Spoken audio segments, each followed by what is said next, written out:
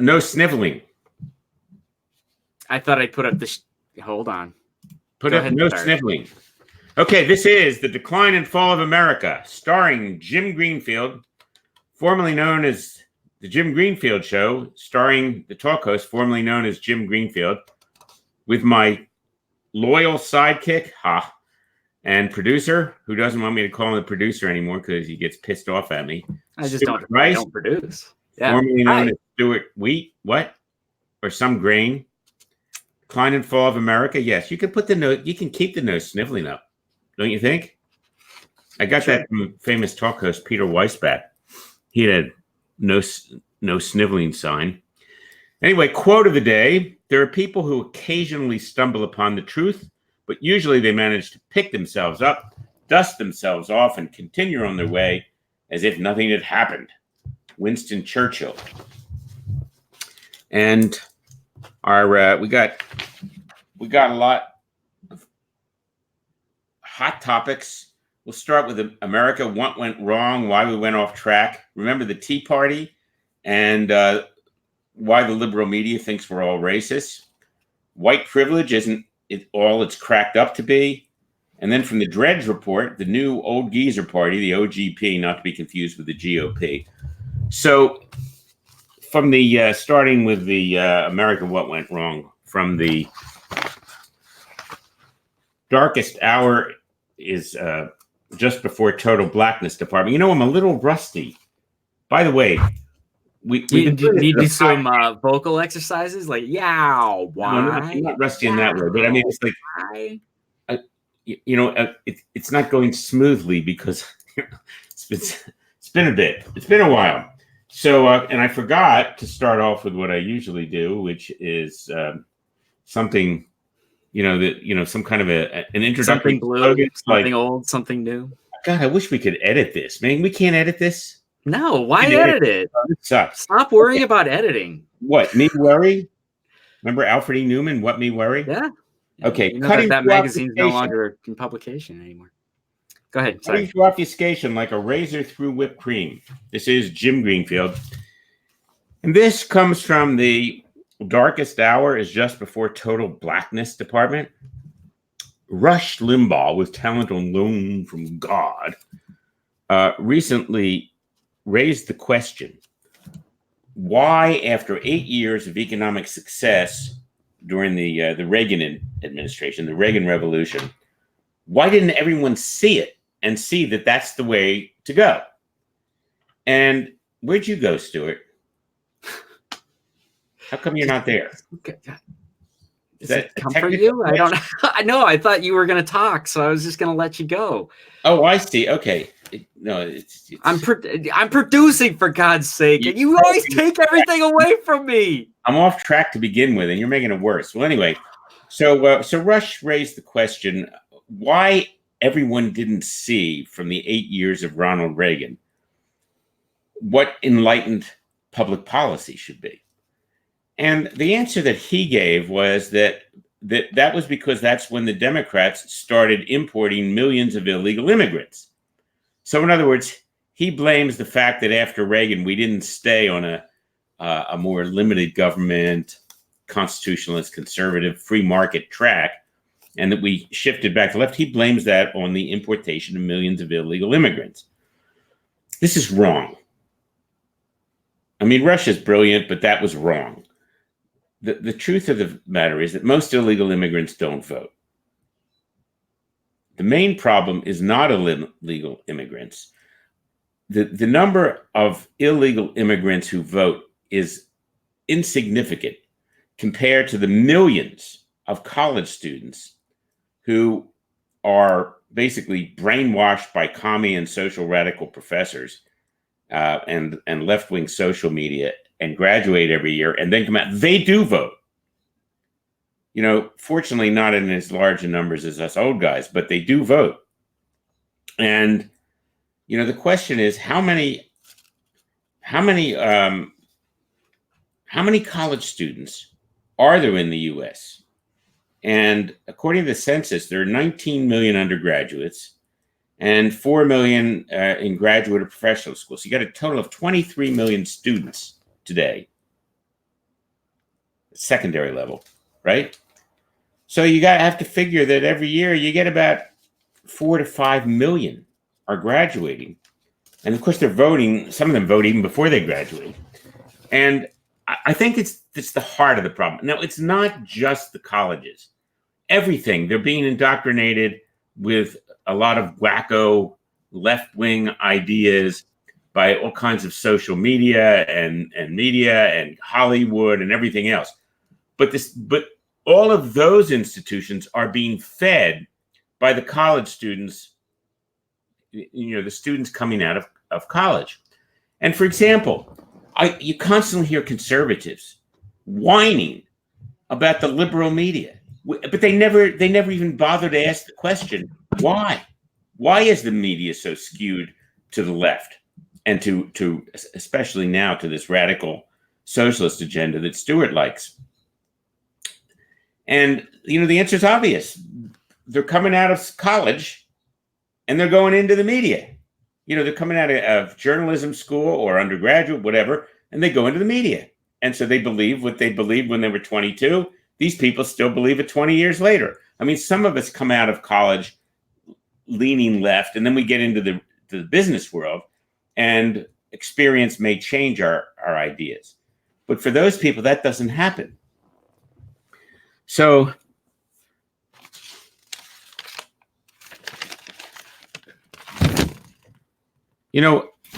I think the Trumpistas are worried about the invasion of illegals from other countries, and they think this is a threat to American culture and traditions, and yet they seem to be oblivious to the far greater threat to our republic that comes from the invasion of America by college students.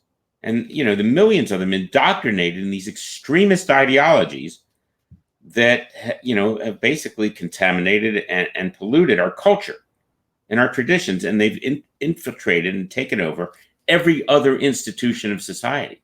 Why do you think Silicon Valley, everybody complains, oh, Silicon Valley, Google and Facebook and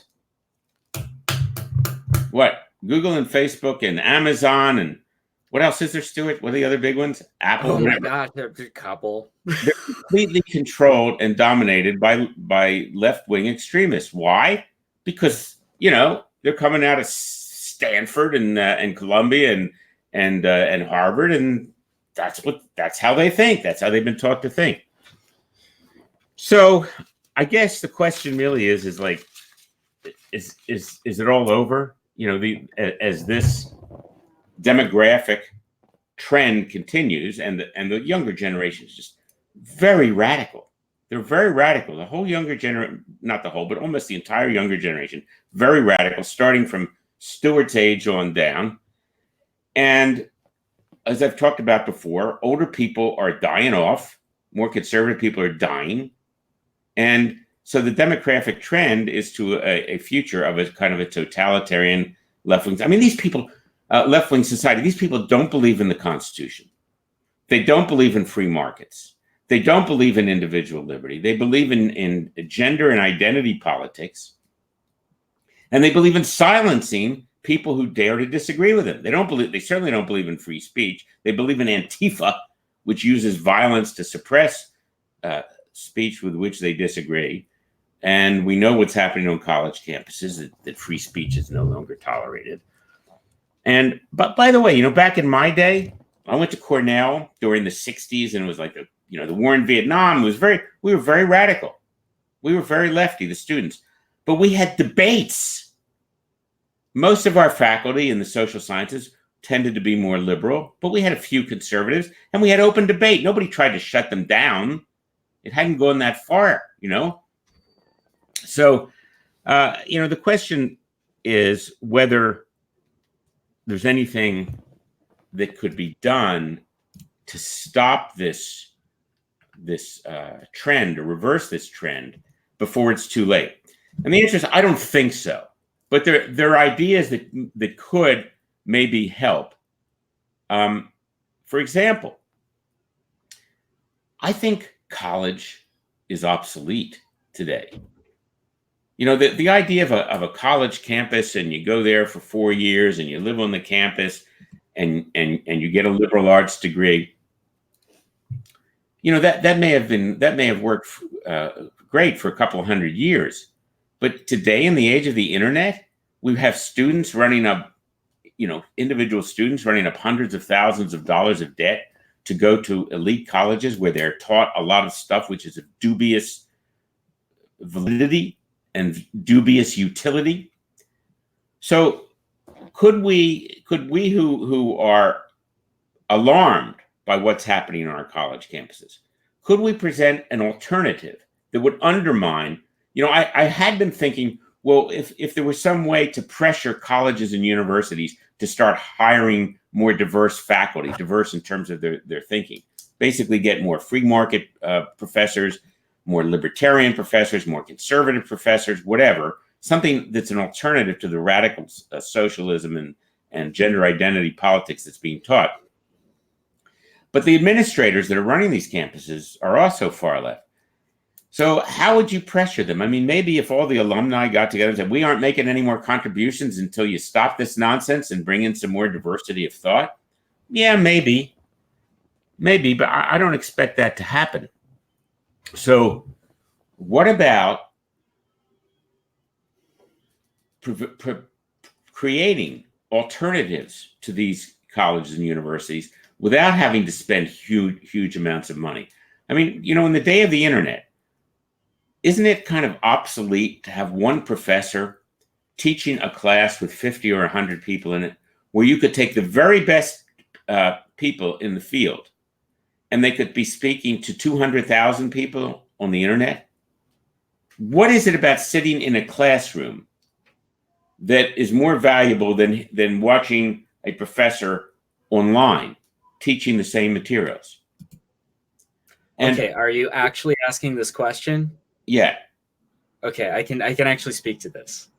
Okay, so, but don't let me forget my train of thought, because as soon as you're done, I want to go on to talk about how instead of having a 4-year degree, we could have people would be tested for proficiency in particular subjects, and then employers could judge whether they have the right training based on that. But anyway, go ahead. Mm-hmm. Yeah, so you've got the same outlook on education that a lot of people do, and it's wrong. I'm shocked that a smart person like yourself wouldn't understand the value of what going to school, going to a classroom is. And it has very little to do. Yes, it has very little to do with the actual school and what you're actually learning. Yes, you're very right. much to do with the interaction, the networking, and the completion. That's why people go to school. Like, yeah. You can, because I do classes. That's what I do. Is I do classes for a different industry altogether. Sex? No, but no, I'm just kidding. The funny thing is if I do it online, I see the drop off immediately. Yeah. People watch for a certain amount of period and then boom, drop off. Yeah. I've actually had people call me afterwards and say, sorry, I got distracted. And it's like, okay, but who never gets distracted are the people that are in the room. Sure. Now the problem is, yes, school is very expensive. That bodes really well for this podcast. Yeah, I mean, no, they're not in the room. Yeah, I mean, if they were in the room, they'd be much more engaged. That's true. Yeah, that's right. The other thing is, but I don't want people. I want single women. I like your idea of inviting. You missed the joke. I did. I like your idea of inviting conservatives, like high-end conservatives, to come in and do teaching. Yeah. And the reason I like it is because thinking of going into education myself, I know that if conservatives get involved, the prices on college will go up, and as a teacher, as an instructor, I would get paid more. That's what would happen. I don't see the logic. Nobody who is a conservative that is a top conservative, who is A, on Wall Street, B, a business person that's successful, C, go ahead and name them. They're not going to be interested in education. They're not going to do it. Hey, I'm interested. I'll do it. Class for free. You won't do it. You won't do it. Oh yeah, I will. All right. Well, I'm going to hold you to it. How long is it going to take you to come up with a curriculum and do it? You because get it doesn't you get. get You're not me, going to make money on it. you get me a college that'll hire me, but they won't. They won't hire me. But if you get me somebody who would hire, and I got good enough credentials, academic credentials, Come up with a curriculum. We I can get it come up done. with a curriculum in 5 minutes. Get me a job. You'll Well, have yeah, nobody's going to hire you for 5 minutes worth of work. no. The last 50 years of my life has been my No training. college is going to hire you for that. That's my No point. college is going to hire me. That's the point. You have to. Yeah, they're not going to because you're They don't bringing hire zero people to the like me. table. Stuart, No, they don't they're hire not people. bringing. They're You're not. You're Stuart, not bringing anything to the table. You're not saying, By the "Hey, way- here's my curriculum." By the way, I meant to do this at the beginning, but I'll do it now because the thought arises. Don't forget the rules. You're not allowed to interrupt the host. I'm not saying you did. I'm not saying you have interrupted me. You're not allowed to interrupt the host. And if you do interrupt and I ring the interruption bell, you have to stop. But anyway, go ahead. Go back to your point. No, I'm done. So they won't hire me because they don't hire people who think the way I think. No, they don't hire. tolerate that diversification of thought. No, stop changing my words.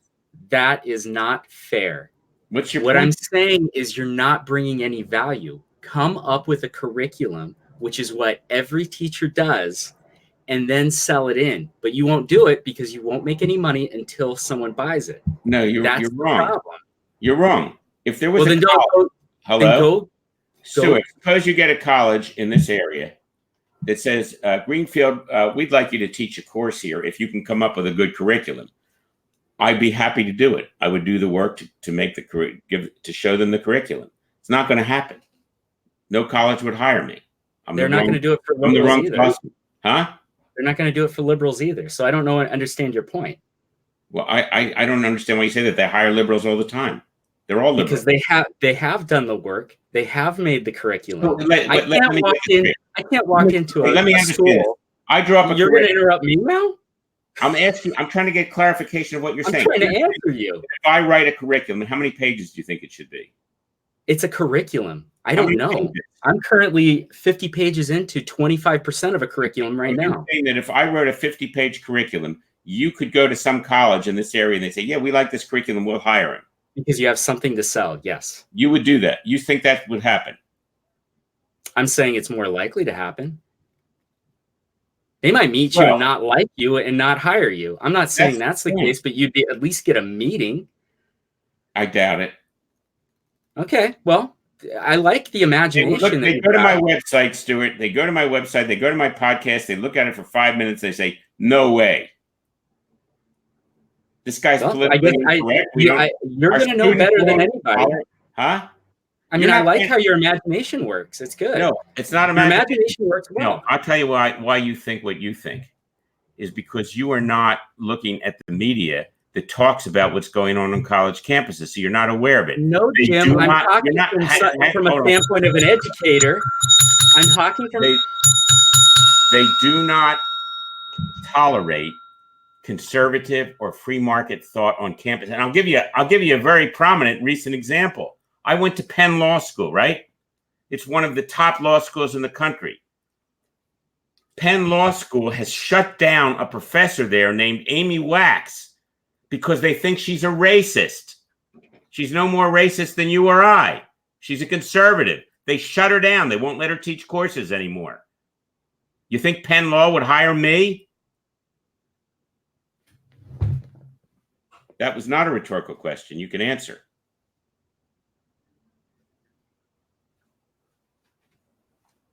Okay, I don't see you, Stuart, or hear you. So,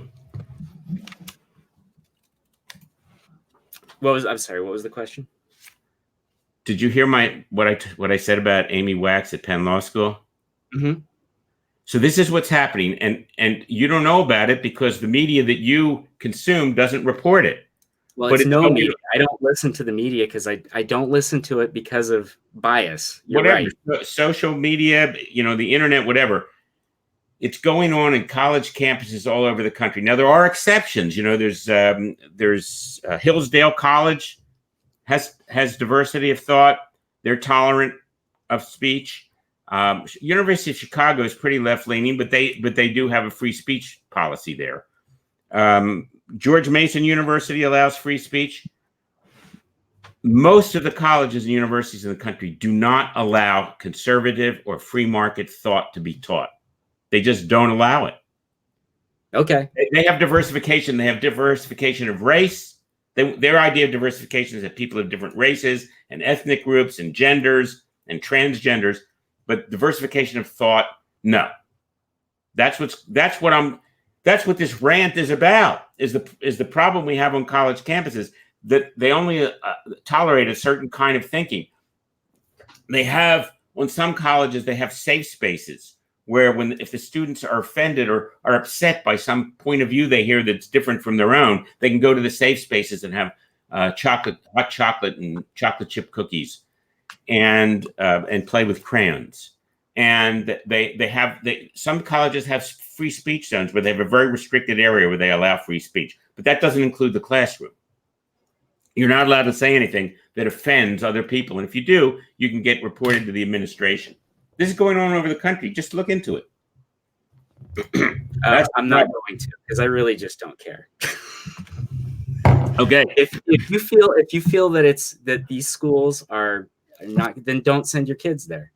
Then don't send them to higher education. I think that's good. I think more conservatives shouldn't be sending their kids to higher education. So that reminds me, getting back to your basic point, I actually agree with you.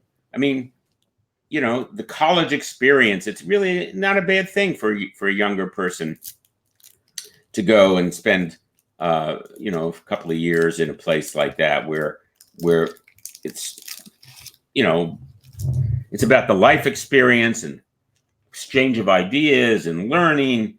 Unfortunately, for a lot of kids, it's also about getting drunk and taking drugs and having orgies and stuff too. But, I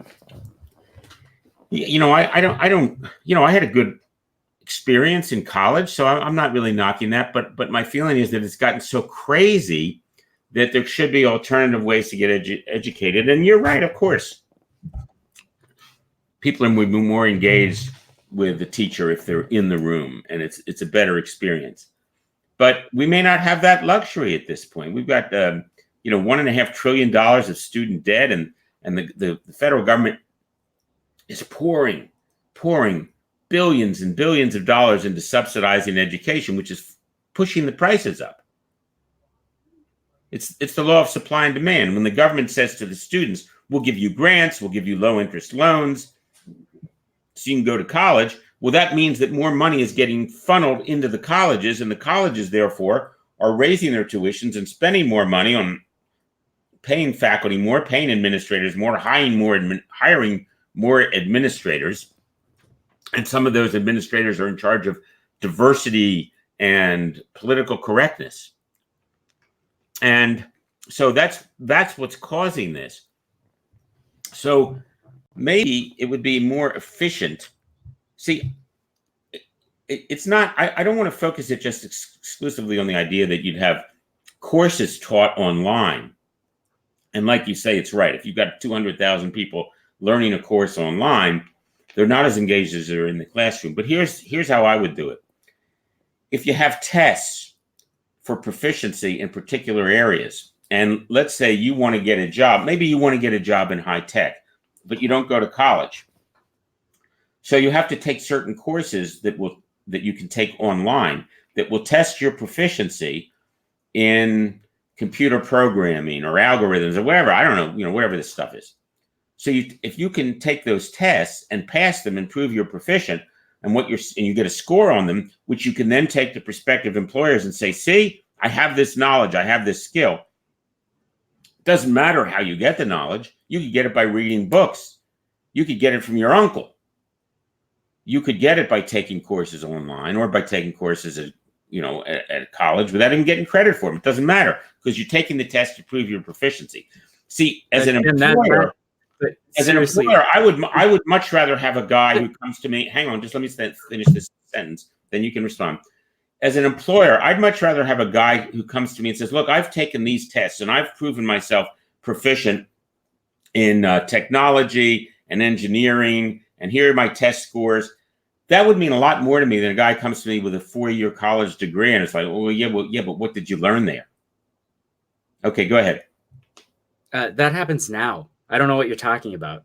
That is Oh, exactly what happens right now, is that people go out, they do their own. I have a friend that's a prominent web developer at Adobe, did not go to school. He just stayed at home, figured out how to do it, got this job at Adobe. You don't, school is not required. oh, What I think the thing that people for certain things, like you don't need, for metal welding, you don't need to go to school. You need an apprenticeship. And yeah. I think that those still happen. I think people like to blow this out of proportion that, oh, you have to go to school. No, not everybody has to go to school. A lot of people need to go to school.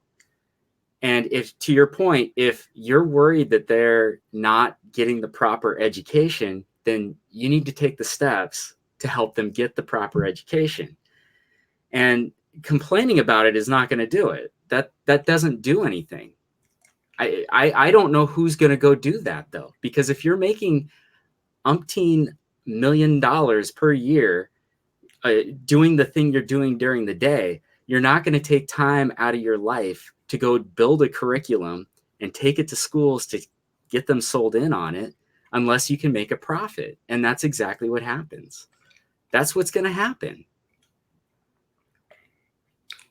Well, first of all, college professors get paid pretty well now. It's not like in the old days when college professors were fairly poor. Yeah. Who makes more money? Someone at Goldman Sachs or someone at So you're saying that conservatives, that the reason that colleges are so totally skewed to the left isn't because the colleges are trying to hire lefties. You're saying it's because conservatives don't want to teach college. They want to go into business and make $1 zillion. Yeah. There may be some truth to that, but there are a lot of conservative thinkers and academicians and writers.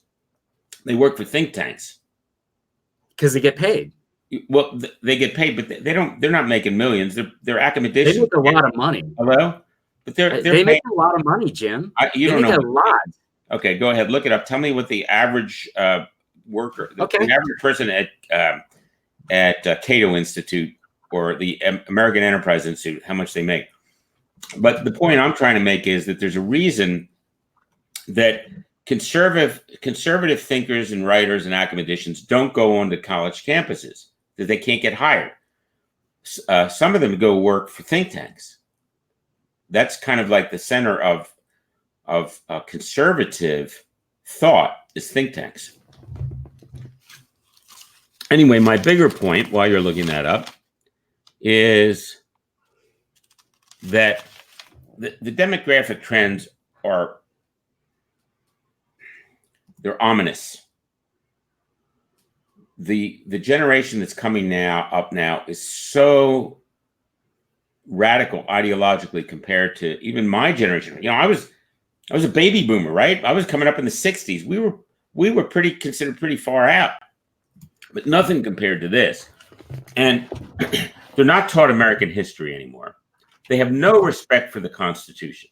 I mean, you know, we grew up, even though during the Vietnam War era, we were like anti-establishment, we still believed in the Constitution of the United States. We were raised to revere it. And now, of course, the left has a nonstop attack against the founding fathers of America. They were a bunch of white racists. That's what they're, slave owners. Well, some of them were slave owners, not all of them, but they're under a vigorous attack from the left, which is a prelude to attacking what they created. It's an attack on the American Revolution. It's an attack on the Constitution. It's an attack on the idea of self-government, because that's what the American Revolution was about. And the reason they're attacking Thomas Jefferson and George Washington is because they want to bring that edifice down and throw it overboard. And so the Constitution isn't taught anymore in public schools. It's not taught in colleges anymore. And so the younger generation growing up has no respect for it. And therefore, if it is thrown overboard, they won't care. And my question is, well, what's going to come then? What's going to come when you throw out the Constitution? It reminds me of that quote, which I think I've mentioned in previous podcasts, from Sir Thomas More. he was asked told by a student that the student said that he would break the law in order to stop evil. And Sir Thomas More said, would you break the law to catch the devil? And the student said, I would break all the laws in England to catch the devil.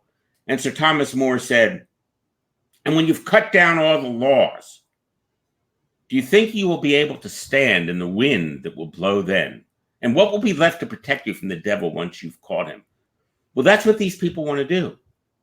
They want to overthrow what's left of our Constitution. Much of the Constitution has already been overthrown. They want to overthrow what's left of it. And my question is, well, what do you think is going to happen then? Do you think you're going to have your leftist utopia, socialist paradise? You think that's what it's going to be? Everybody's going to be equal, and there'll be no more racism, and everything will be fair and wonderful, and poor people will be equal with rich people. And you think that's what's going to happen? History tells us that that's not what's going to happen. What's going to happen is going to be hell on earth. You won't get a socialist paradise where transgenders are treated kindly by everyone. That's not what's going to happen. You're going to get North Korea.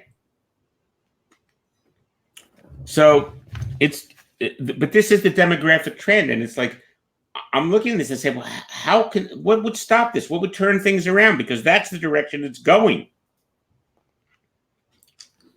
And, we'll know when we're getting there, when left takes control of Fox News and they shut down conservative talk hosts and there's no more dissent. And I think that's the future. And when it happens, I'm getting the hell out, because I don't feel like picking up a gun, and that's the only alternative. So, Stuart, you got anything to say before we close this segment? Nope. All right, this show comes to you from the sanest place in the universe, the mind of Jim Greenfield, here on The Decline and Fall of America, starring Jim Greenfield. Stop.